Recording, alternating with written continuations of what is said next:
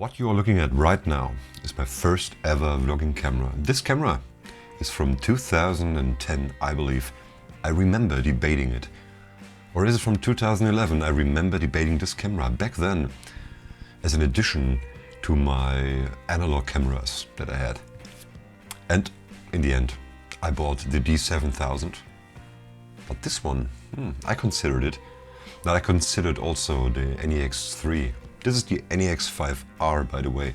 It's not by any means a professional, a good camera for video. No, it's not. But look at that. This camera is about 14 years old. And I still really enjoy this camera. But let's talk about something more important today than this camera. Let's talk about usability. What is usability? Usability in German means Benutzerfreundlichkeit. That's a long word, typically. So usability means, is it easy to handle? Is it easy for the user to handle the contraption, the camera, the mug? And I often talk about usability.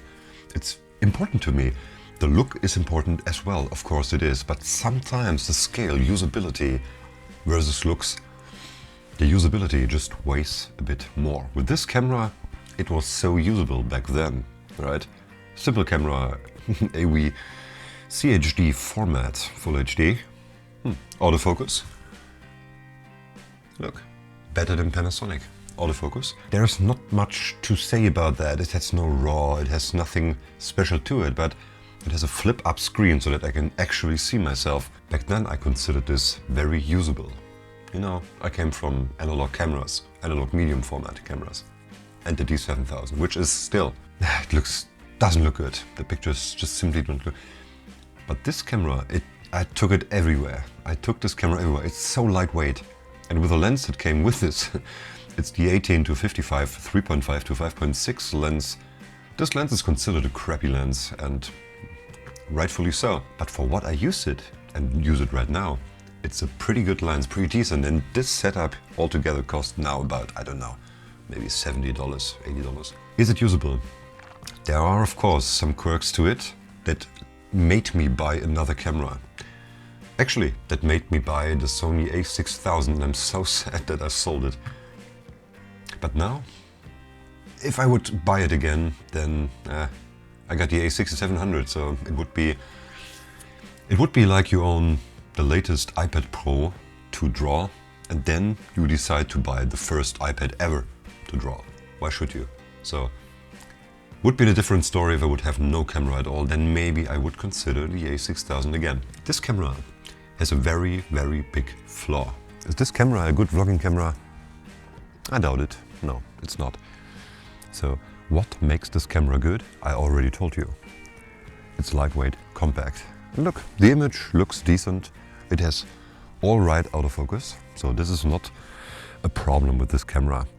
And even though it is about 14 years old, it is still good in 2025. Of course it is. It's not crap because it's older. No, of course there are cameras that are better for autofocus. And I do not mean Panasonic. But this camera has a fatal flaw. And this fatal flaw is that you have no opportunity to connect external audio. Of course it has no mic input. But you could use the hot shoe. No, it has no hot shoe for a microphone. So the Sony ECM microphones won't work. This is a fatal flaw for this camera. Audio capabilities. Because recording audio with this camera alone, well, it sounds like that. So you can run around sounding like that. And there are no real settings that you could you adjust to get better audio. No, it is just bad audio, all right? Bad audio. But it's not all bad with this camera, even though it is not stabilized. But be real to yourself, when will you need stabilization? Are you going to run around like that? Are you going to walk around like that? Travel vlogging? Then unusable, because it has no stabilization. I shot my vlogs 10 years ago exclusively with the Sony a6000. It had no stabilization whatsoever. No one cared, because it was about what you saw. And if you want to do some travel vlogs, there are better alternatives than this one. But for this right here, you can always set this camera up like that, and there you go. and you have a pretty useful stable setup. Stable shots are better anyway. No one wants to see you walking around with shaky footage. You don't have to be on the run all the time. It's way more relaxing just sitting there or dodging down like a Gopnik to tell your story. And even if you want to show something, just set your camera up with a Joe by GorillaPod. I have the same GorillaPod that I used 11 years ago. It still kind of works. Of course, it's a little bit, but it did its job. So this camera did its job as well. Is it usable? You have to decide this for yourself. If I had the chance to put some decent quality audio into that and would not need an external microphone with a recorder, then this would be a very decent setup. Because every time you want to start a new scene, you want to start a new video sequence, you always have to adjust and you always have to synchronize, and it's just a burden. And Sony did something good with the a6000. They created the ECM, it's the GZ1 microphone. I got this one.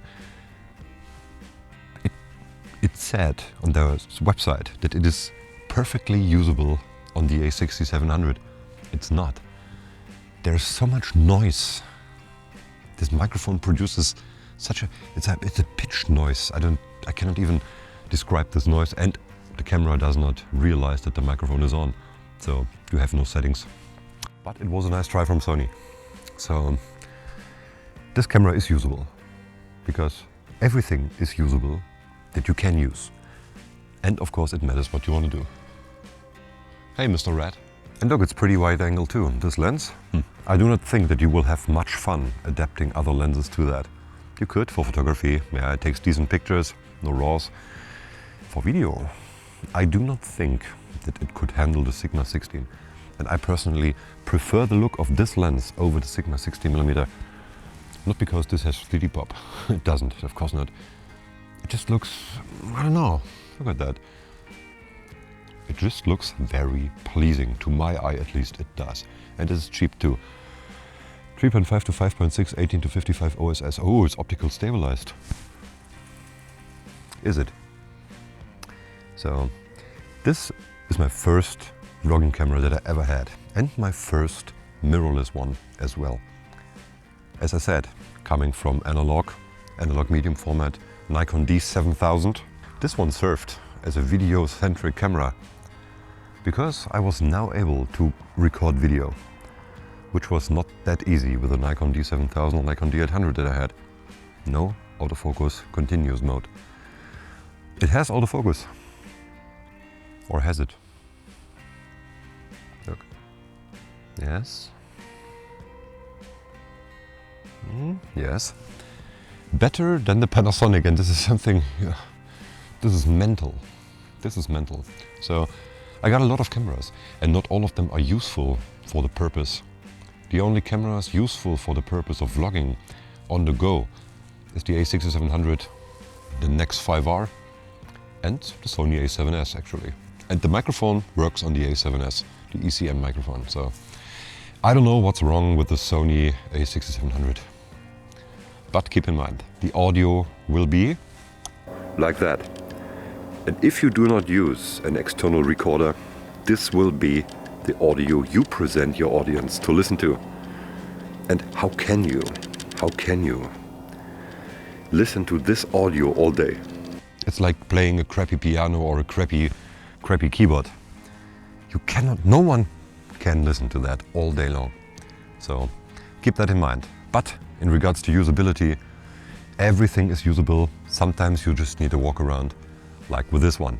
So with this being said, like, subscribe, stay tuned if you want to. One love. See you in the next video. I think we will talk about what gear you really need for what purpose. See you.